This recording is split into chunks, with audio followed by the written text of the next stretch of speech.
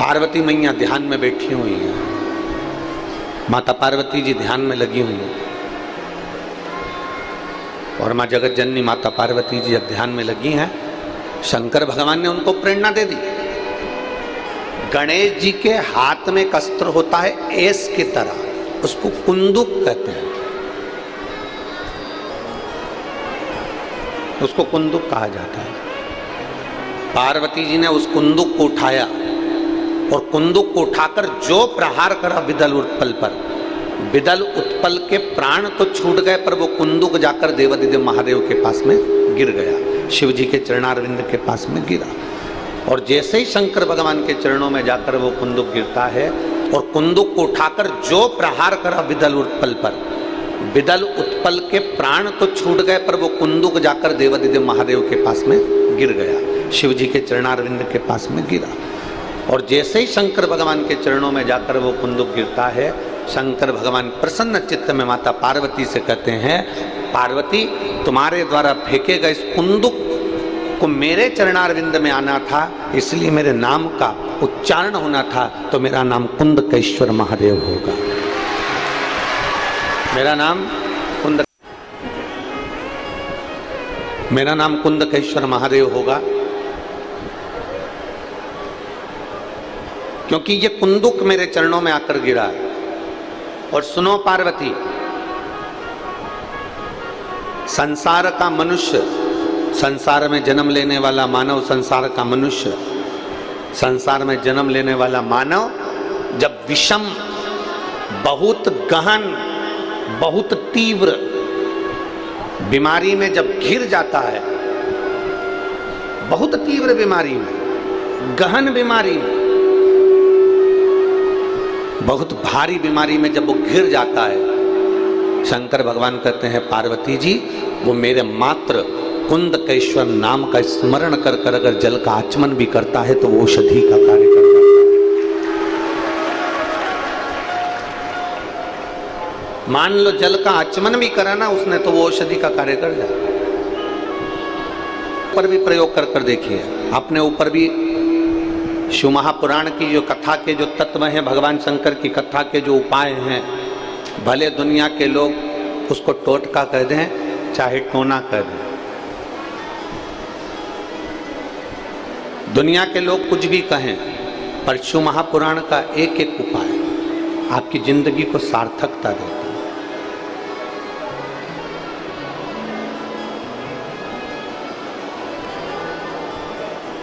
जो बच्चे शहद लगी हुई बेलपत्री को शंकर को समर्पित कर कर जाते हैं और खूब अच्छी मेहनत करते हैं, खूब अच्छी मेहनत,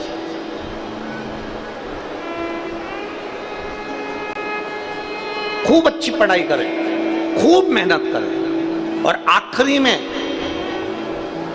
चाहे इंटरव्यू के लिए जा रहे हो चाहे परीक्षा के लिए जा रहे हो, एक बेलपत्री की बीच वाली पत्ती पर शहद लगाकर शिव को समर्पित कर कर जाते हैं। एक बार अगर बाबा ना करा हो, दो बार ना करा हो तो निश्चित है तो भी मेरा बाबा एक ना एक दिन तुम्हें मंजिल तक पहुंचा ही देता है। बाबा एक ना एक दिन मंजिल तक पहुंचा जरूर है।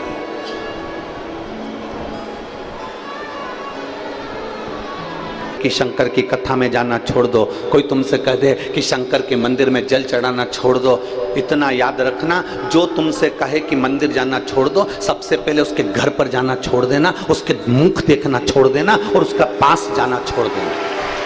जो तुमसे कहे कि शंकर के मंदिर मत जाओ, जो तुमसे कहे शंकर का जल मत पियो, जो तुमसे कहे शंकर के चौखट पर मत जाओ, जो तुमसे कहे शिव महापुराण में मत जाओ, सबसे पहला काम करना उसके घर जाना छोड़ देना, उसका मुंह देखना छोड़ देना, उसके पास बैठना छोड़ देना, क्योंकि गलत संगति में पड़ गया वो आपको अच्छी जगह जाता नहीं देख सकता, आपको उन्नति क्यों होता। ये दुनिया बड़ी विचित्र है जी, सावधान रहना मेरे अमलेश्वर वालों, सावधान रहना।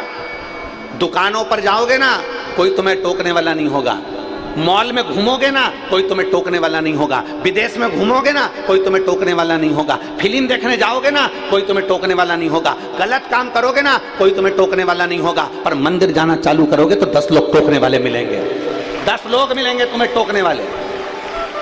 तुम मदिरा पीने जाओ कोई नहीं टोकेगा, गलत काम करने जाओ कोई नहीं टोकेगा, टाकीज में फिल्म देखने जाओ, कोई नहीं टोकेगा। तुम गलत काम करो, तुम्हें कोई नहीं टोकेगा। पर अगर तुम अच्छा काम करना चालू करोगे, रोज कथा सुनने जाओगे, रोज मंदिर में जल चढ़ाने जाओगे, तो दुनिया के लोग तुम्हें टोकना चालू कर देंगे। ये चली सती सावित्री, ये चली।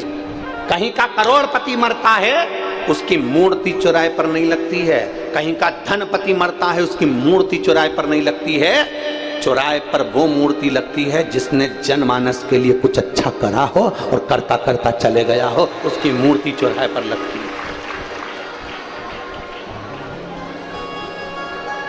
Full set, dinner set, drawing set, sofa set, और मालूम पड़े घर में आदमी अपसेट, क्या करेगा वो सेठ? पत्नी से पूछो कि उसके गले में सोने का हार अच्छा लगता है क्या? पत्नी एक ही बात कहेगी, ये सोने का हार जब शोभा देगा जब मेरा पति गलत संगति से बाहर होगा। दुनिया के लोग भजन में गाना गा गा के कहते हैं कि वो पार्वती जी भांग घोटे और पीवे भोला। कई लोग कहते हैं पार्वती जी भांग घोटती हैं, शंकर जी भांग पीते हैं। पर शिव महापुराण में कहीं नहीं लिखा कि पार्वती जी ने भांग घोटी है और शंकर जी ने पी है, कहीं नहीं। भारत की नारी, भारत में जन्म लेने वाली एक स्त्री अपने पति को नशे में नहीं देख सकती, तो मेरी पार्वती भांग घोट कर पिलाएगी? भूतो न भविष्यते, कभी नहीं। मेरी पार्वती मैया कभी भांग घोट कर नहीं पिला सकती, क्योंकि पार्वती जी भी भारत की वो भूमि की, इस कैलाश धाम की, इस पृथ्वी की माता है। और माता कभी भी गलत प्रेरणा नहीं दे सकती, प्रेरणा अच्छी ही देगी। कभी भी गलत प्रेरणा नहीं दे सकती, प्रेरणा अच्छी ही देगी। गलत प्रेरणा नहीं देगी, श्रेष्ठ प्रेरणा। दो चीजें हैं। शंकर भगवान ने पार्वती जी से कहा, पार्वती एक अपने ध्यान रखो, कार्तिकेय गणेश, ये दो चीजों का ध्यान रखना। एक, गलत संगत में मत बैठो, बिल्कुल मत, गलत संगत में नहीं, अच्छी संगत में।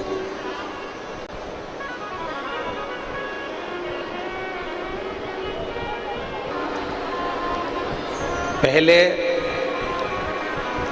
आप और हम जब छोटे थे, हमें आपका नहीं मालूम, पर हमें अपना तो ध्यान में है, और मुझे उम्मीद है कि आपकी भी छोटेपन में पहले के समय में निबंध लिखने को आता था, और निबंध भी आता था तो गाय पर निबंध लिखने को आता था। बोलो सही है कि गलत है? गाय पर निबंध लिखने को आता था तो अपन उसमें लिख देते थे कि गाय की एक पूंछ होती है, 4 पाँव होते हैं, 2 नयन होते हैं, 2 सींग होते हैं, गाय दूध देती है। बोले लिखते थे कि नहीं लिखते थे? पूरा निबंध।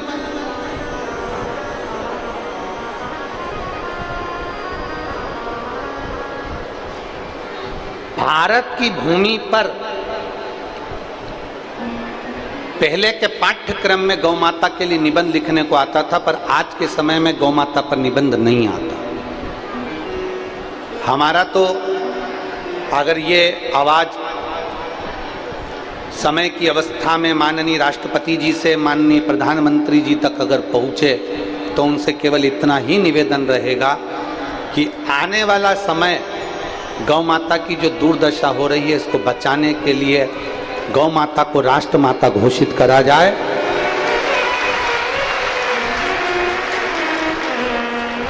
गौ माता को राष्ट्र माता घोषित करा जाए, और भारत की भूमि पर चाहे वो सीबीएसई कोर्स हो, चाहे वो भारतीय पाठ्यक्रम हो, सब में एक अध्याय गौ माता का भी हो, पाठ्यक्रम में गाय को जोड़ा है।